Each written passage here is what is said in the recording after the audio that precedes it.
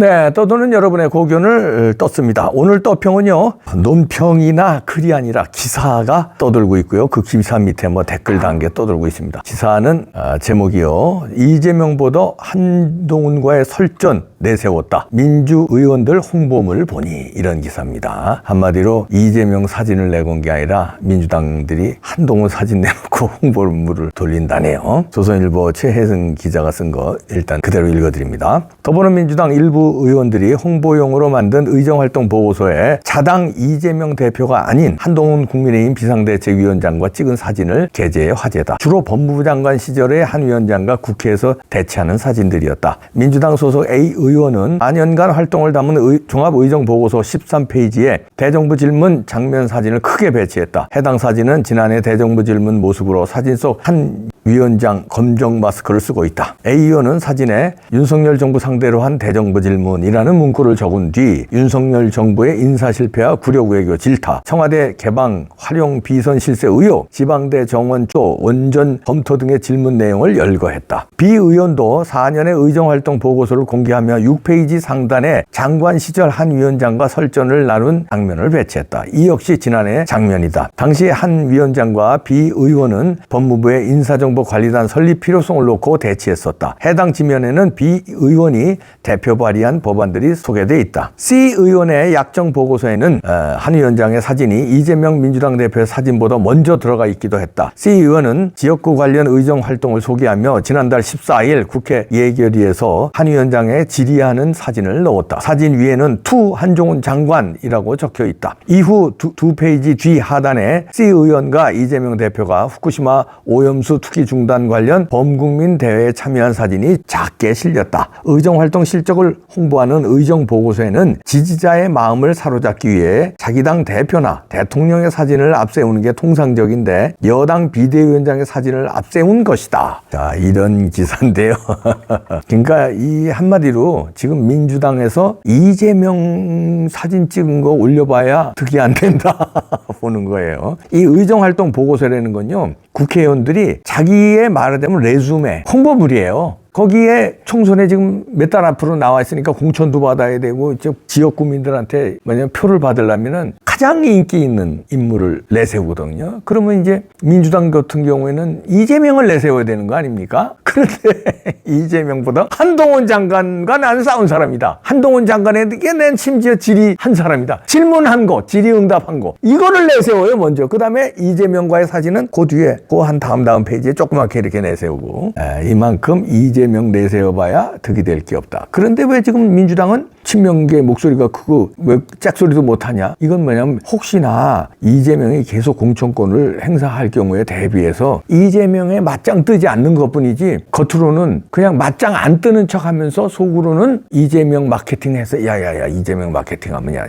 야야 지지자들한테 손해다, 다 떨어져 나간다. 오히려 한동훈하고 내가 이렇게 같이 있는 사진, 질문하는 사진, 이게 더 인기 있겠다. 이렇게 바뀌었다는 겁니다. 이런 거 처음이에요. 예? 아니 보통 우파당이면은 예를 들어서 윤석열 대통령 사진, 그다음에 한동훈 이제 비대위원장이니까 사진 이렇게 해요. 좌파 같은 경우는 이재명 사진, 또 문재인 사진, 이걸 홍보해야 되는데 문재인 사진은 지금 쑥 들어갔습니다. 없고 그나마 이재명 사진도 한동훈 사진 뒤에 그 다음 페이지에 나온다는 거예요. 의정 보고서에. 그러니까 사석에서는요, 제가 들은 얘기가 있는데 제 후배들 중에는 저기도 정외과 출신이니까 후배들 중에는 민주당의 그 보좌진들도 있어요. 걔들도 정치학 공부는 했지만 이제 좌파 성향이 강해서 아니면 출세하기 위해서 그쪽 보좌관으로 많이 가 있어요. 그런데 분위기가 지금 심상치 않다는 거예요. 이재명 눈치는 보고 있는데 마음속으로 따르는 사람은 그렇게 많지 않다는 거예요. 눈치 지금 보고 있다는 겁니다. 눈치 본다는 건 뭐야? 이재명의 공천권을 끝까지 가느냐 아니면 중간에 흔들리느냐, 언제 흔들리지? 요거 눈치 본다는 거예요. 그리고 지금 여기에 나오는 대로 이재명 마케팅은 두려워한다는 거예요. 왜냐하면 표심을 잃을 수가 있어요. 자, 이렇게 되는데요. 오늘 여론조사가 하나 나온 게 있는데 중앙일보에서 갤럽의 여론조사를 실었네요. 신년 여론조사인데 여야 모두엔 일당 될 수 없다. 이낙연, 이준석, 신당 지지 합쳐서 18%나 된다는 건데요. 여기 표를 이제 선거철이니까 이 여론조사 또 잘 소개해야 돼. 또 어디서 여론조사한 거냐면요. 중앙일보가 갤럽에 의뢰해서 28일, 29일 동안 여론조사를 한 건데요. 또 소개를 안 하면 선거법에 걸릴 수 있습니다. 18세 이상 남녀 1,017명 대상으로 휴대전화 전화 면접 조사로 진행했다고 합니다. 응답률 14.6%. 갤럽이니까 그래도 응답률이 그래도 조금 높네요. 14.6%가. 나머지 여론조사는 뭐 10% 미만이 대부분이에요. 그러니까 응답률이 그 형편없는 여론조사로 그냥 뻥치기 하는 건데 뭐 하여튼 갤럽에 그렇게 나온 걸 중앙일보가 다뤘는데요. 여기 보면은 한동훈 비대위원장 체제하에 국민의힘 일당 가능 여부 물어보니까 일당이 될 수 없다가 51%, 일당 될 수 있다가 34%. 그러니까 모름이 15%. 이 말은 국힘당이 일당이 되는 것보다 일당이 되지 않는다고 생각하는 사람이 더 많다는 거고요. 민주당도 마찬가지입니다. 민주당도 이재명 체제하에서 민주당 일당 가능 여부, 일당 될 수 없다가 45%, 일당 될 수 있다가 41%. 자, 그러면 지금은 압도적인 일당이잖아요, 민주당이. 자, 그러면 양쪽 당 다 일당이 될 수 없다고 나왔지만 민주당이 더 심각한 건 뭐냐면 지금 어차피 국힘당은 일당이 아니에요. 굉장히 열세입니다, 지금 현재. 근데 이게 뒤집어져서 민주당은 지금 압도적인 일당인데 일당이 될 수 없다가 더 많다는 거는 내년 총선 굉장히 먹구름 꼈다 이렇게 해석이 됩니다. 왜냐하면 지금 이만큼 이겼는데 일당이 아니라 일당에서도 한참 일당 아니에요? 그런데도 일당 될 수 없다가 이렇게 많이 나왔다는 거는 국힘보다도 민주당이 이제 신뢰도를 갉아먹었다, 지지도를 갉아먹었다 이렇게 판단할 수 있는데요. 그러면 일당이 안 되는데 그럼 어디로 가느냐 하니까 지지정당을 바꿀 의향이 있다가 18%인데 보수 진보 다 합쳐서 이낙연 신당으로 7%, 이준석 신당으로 9%, 모름이 2%에서 합쳐서 18%가 지지정당을 바꿀 의향이 있다는 겁니다. 그리고 바꿀 의향이 없다는 74%. 그래도 바꿀 의향이 없이 간다는 게 4분의 3 정도가 바꾸지 않는다는 거네요. 4분의 1 정도가 바꾼다는 게 여야 합쳐서. 그러면 제 생각에는 이건 큰 의미가 없는 것 같습니다. 보수 우파에는. 거기에는 이준석 신당으로 바꿀 의향이 있다가 9% 나왔지만 이거는 제가 볼 때 좀 바이어스가 낀 것 같고 역선택도 좀 낀 것 같습니다. 이낙연 신당 7% 이것 플러스 이낙연 신당은 속으로 지지정당을 바꿀 수 있다고 생각하는데 이제 이런 여론조사는 하는 거는 아니거든요. 그러니까 재미삼아 내지는 역선택을 하는 걸 좋아하는 게 좌파입니다. 그래서 지지정당 그래 바꾼다 이놈아. 그 마음은 진심인데 그런데 속으로는 이낙연 신당하면 거기에 투표할 거야. 속으로 마음 먹으면서도 여론조사니까 이준석이가 저쪽에서 좀 살아나야 유리하지. 그래서 이준석 신당에 말아 여론조사에 응했다. 이렇게도 저는 그렇게 해석을 합니다. 왜냐면요. 이준석에 대해서는 여론조사에 항상 좌파가 많이 지지했어요. 그건 지금까지 여론조사 행태를 보면 나오거든요. 민주당 지지자들이 이준석을 지지했으니까. 그렇다면 민주당 지지자 중에서 지금 민주당, 다시 말해서 이재명의 민주당이 못마땅한 사람이 지지정당을 바꾸는데 그 바꾼다고 생각을 한 거예요. 그래놓고 이낙연 신당 그쪽으로 하는 것보다 재미삼아 이준석 신당에 여론조사에 응했을 가능성이 있다. 저는 그렇게 가능성 측면에서 그렇게 봅니다.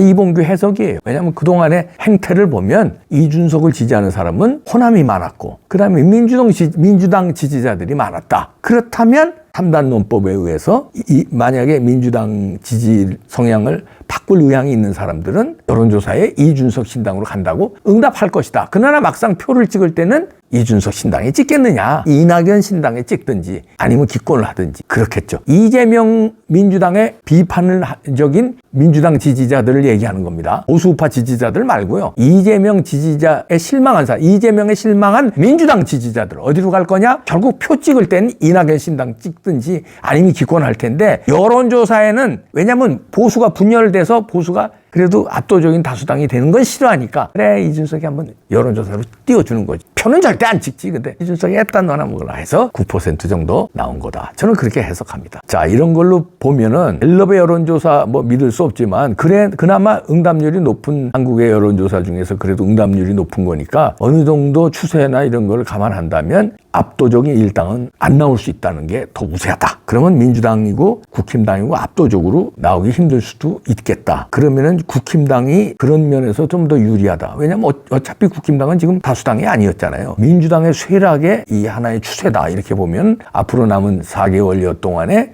이 추세가 유지되면 국힘당이 선전해서 지금 또 비대위원장 바뀌는 바람에 한동훈 비대위원장 되는 바람에 좀 상승 국면이 있으니까 그렇다면 이 추세로 보면 민주당은 지금 꺾인 이 여론조사거든요. 지금 그럼 국힘은 이제 상승세를 탔다 이렇게 해석을 할 수 있겠습니다. 그러면 과반이 되면은 국힘이 과반이 된 가능성이 높다. 부정선거가 없다면 이런 얘기입니다. 여기에 준석이는 또 자기가 어떻게 신당에 좀 띄우려고 교섭단체 만들어서 보수 노아에 방주되는 게 목표라네. 노아의 방주 아시죠? 그러니까 보수가 망하는데 자기가 노아의 방주를 만들어서 망하는 사람들을 태울 것이다 이거지. 노아의 방주가 그거 아니에요. 하나님이 심판하는데 싹 홍수로다가 밀어버리잖아요. 근데 노아를 향해서 방주를 만들어서 뭐 종물이고 식물이고 사람이고 핵심 사람들만 태워서 그 사람들만 살리는 거 아니에요? 그러니까 지가 보수의 노아의 방주가 되는 게 목표래요, 이번에. 이렇게 시건방을 떱니다. 하나님까지 못 오고 그래요, 이제는. 이놈이 이런 놈이. 두고 봐라. 내가 어떻게 결과 나오는지. 노아의 방주 같은 소리하고 앉았네, 이놈이. 어디다 대고 싹 빠고 지가.